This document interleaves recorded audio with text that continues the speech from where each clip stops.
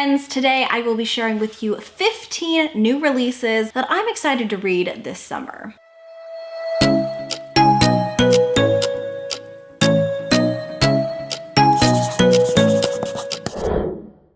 Hi friends, my name is Lexi and welcome back to my channel. Today is very exciting because today I will be sharing with you a list of 15 titles that are being released or have just released just in time for the summer. Because listen, well,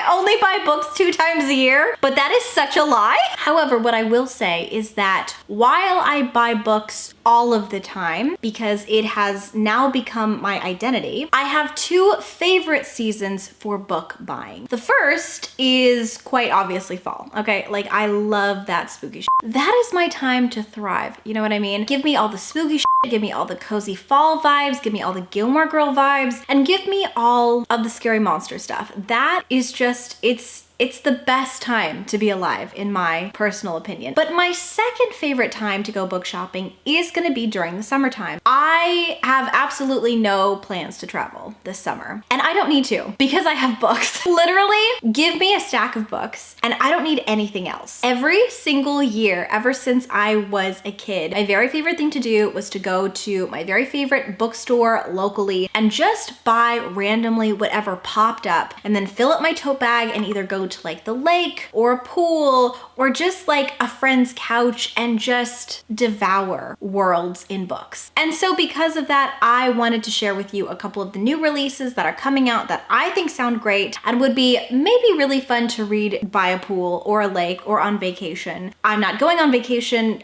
but a girl can dream, you know? And so I have searched high and low and I have come up with this list of 15 books that I think sound fantastic to read by a pool, and hopefully some of them will sound good to you as well. Without further ado, let's go ahead and get started. So I have broken this list down into 3 different categories. The first is thrillers and horror. It is the season of Summerween, but also nothing captures my attention by the pool quite like a scary, spooky story. The next category is going to be romances, and then the final category are gonna be fantasies, because fantasy is cool in every season, okay? Let's go ahead and start with the very first category, which is going to be my thriller and horror category. Now, quite obviously, I don't have any of these books here because a lot of them are new releases that have not come out yet. And so I will be using my handy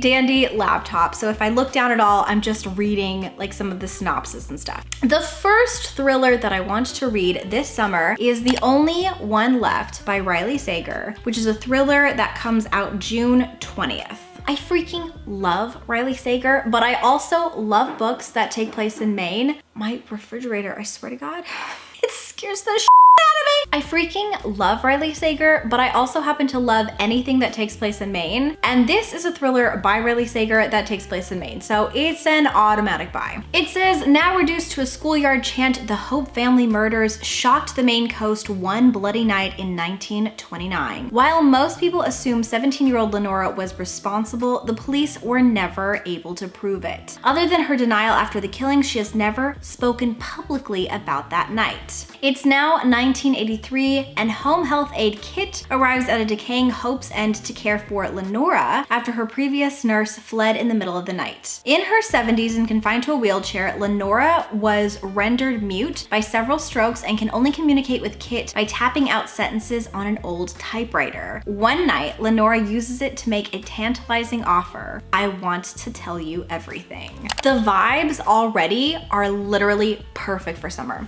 I can't wait. The next one is called A Twisted Love Story by Samantha Downing, and this again comes out, oh no, this comes out a full month later. This comes out July 20th, and it is a thriller. Okay, so Samantha Downing writes really twisted, dark stuff, but she does so with dark humor, and I just have a feeling I'm gonna like everything that she writes. I loved For Your Own Good by Samantha Downing, and I am very, very eager to read basically whatever else she ever wants to write. Wes and Ivy are madly in love. They've never felt anything like it. It's the kind of romance people write stories about. But what kind of story? Well, we already know it's gonna be a thriller, so. Because when it's good, it's great. Flowers, grand gestures, deep, meaningful conversations. But when it's bad, it's really bad. Vengeful fights, damaged property, arrest warrants. but their vicious cycle of breakups and head over heels reconnections needs to end fast because suddenly Wes and Ivy have a common enemy and she's a detective. The next one is 0 Days by Ruth Ware, and this also comes out June 20th. Wow, everything comes out on the 20th, either June or July. Amazing. And this is described as Mr. and Mrs. Smith meets The Fugitive. I'm gonna be honest with you, I have never actually seen The Fugitive, but I loved Mr. and Mrs. Smith, and Brangelina vibes in the summertime, I'm in, okay? So this says, hired by companies to break into buildings and hack security systems, Jack and her husband Gabe are the best penetration specialists in the late business. Am I saying that right? Penetration? No, I don't think that's penetration. It is penetration. Is that penetration? What the is penetration?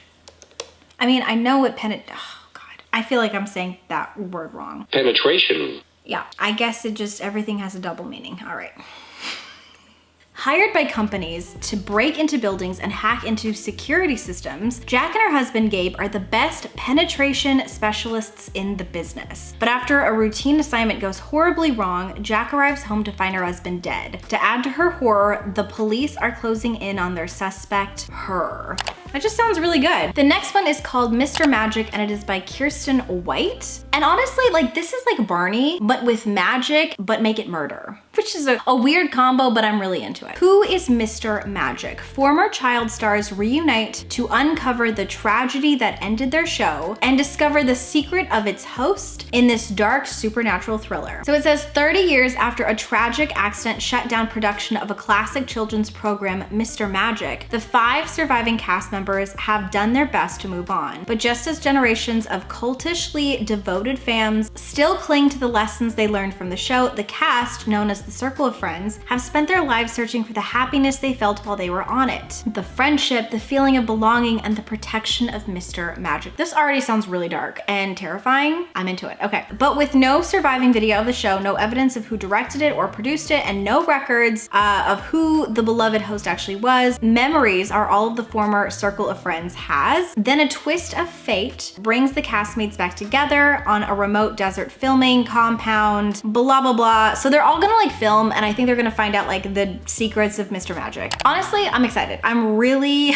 really excited. It sounds scary, but also it sounds really cool. I don't know. Okay. The next one that is already technically out is called The Chateau, and this is by Jacqueline Goldis, I think. And it's a thriller, but I think it's also categorized as horror. It's adult, and it came out May 23rd. It says a dream girl's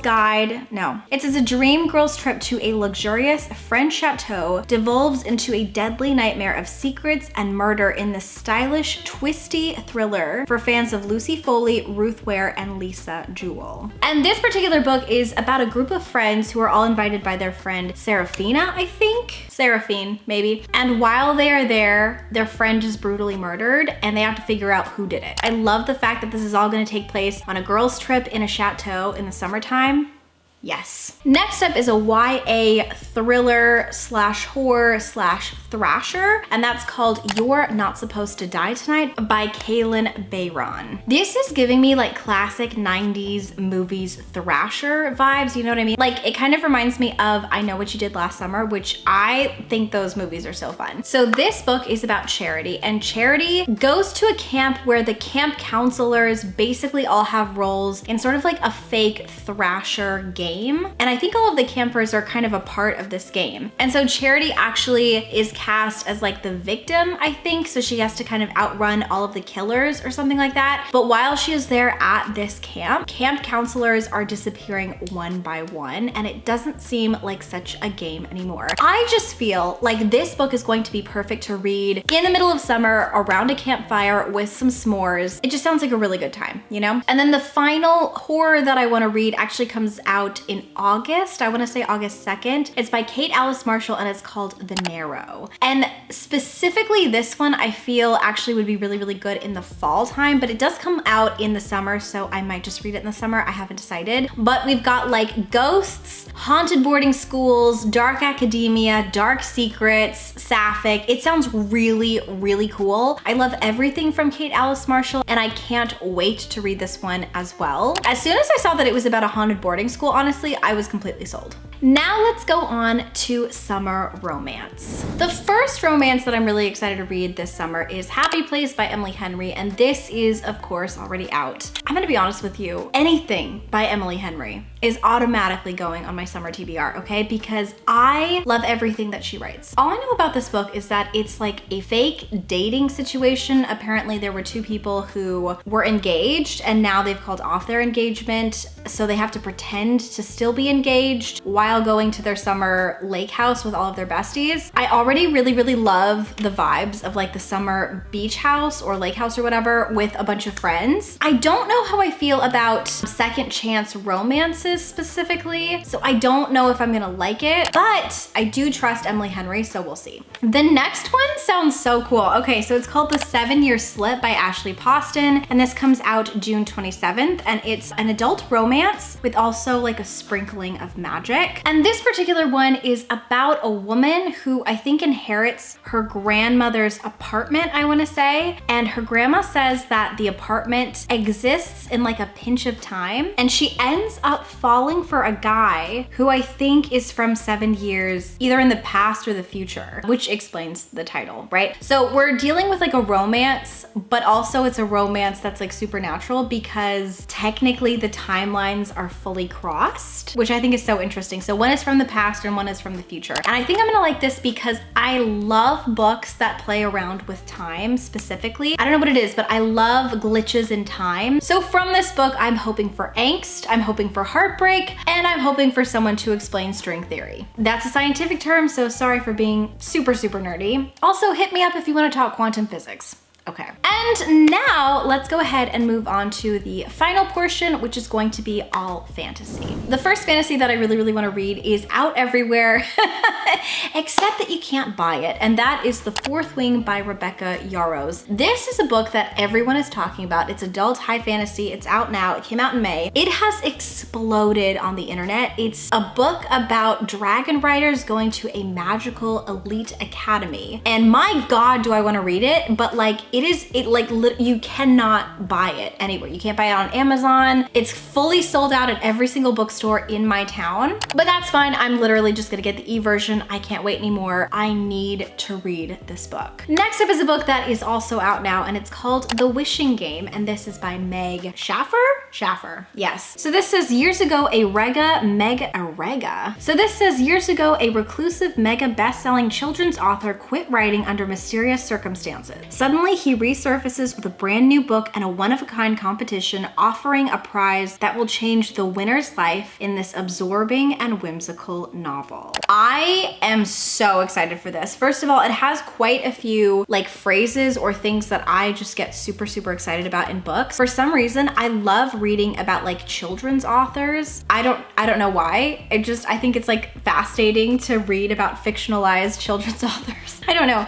But also I love competition stories. So the fact that this is going to be including both plus magic, that sounds amazing, okay? The next one is a YA graphic novel, and I heard about this actually from Riley Marie from her summer TBR video. I think I can link it down below. And that is called Basil and Oregano, which is a YA fantasy graphic novel. It's also sapphic, and it's by Melissa Capriglione. So this is pitched for fans of fantasy, food, and the Great British Bake Off. And I was like, oh, well, I guess I'm the target audience. And this actually comes out, oh, it's out now because it comes out June 6th. Okay, so this says Portobello Magic Culinary Academy is the finest school for the art of cooking with magic, and Basil is determined to be the top student. On the first day of her senior year, Arabella, the daughter of a renowned chef, joins the academy for her senior year as well. The two are instantly smitten with each other, but Basil senses there's something Arabella is hiding from her. I mean, that sounds so cute. The next one I really want to read is called Masters of Death, and this is by Olivia Blake, and it's adult and fantasy, and it comes out August 8th. Listen.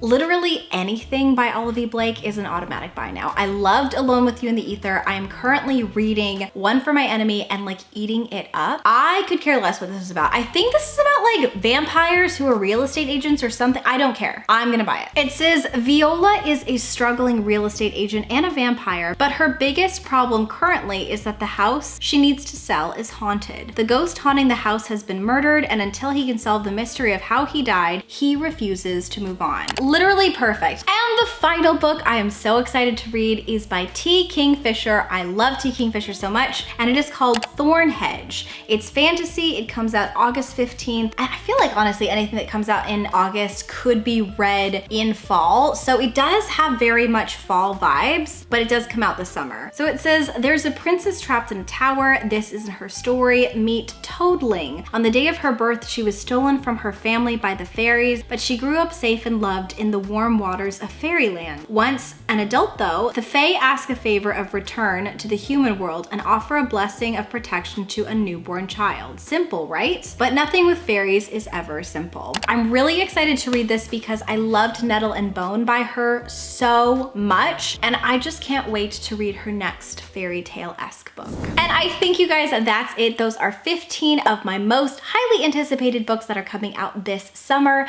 and I can't wait to get as many of these as possible and read them by a pool or by the lake. Do you have any book recommendations for me that are coming out this summer that you think sound really cute? If you do, please let me know down below in a comment. I would love for the comment section to actually become like a new place for book recommendations. So if you are searching for another book release that's coming out in the summer, or you just are looking for like a summer book recommendation in general, maybe you might find some in the comments. And if you have made it to this part of the video, please leave me the sun emoji. A big thank you to all of my Patreons over at Fox and Wood, especially the Ink and Quill Club members who are all the executive producers of every video that I create. And I think you guys, that's it. So until next time, book lovers, keep your head in the clouds and your heart in a book, and I will talk to you very soon. Bye! Always think of you when spring comes, like it's something in the air at that time. Don't know why. Always dream of you when spring comes. It's like the heat on my skin takes me back.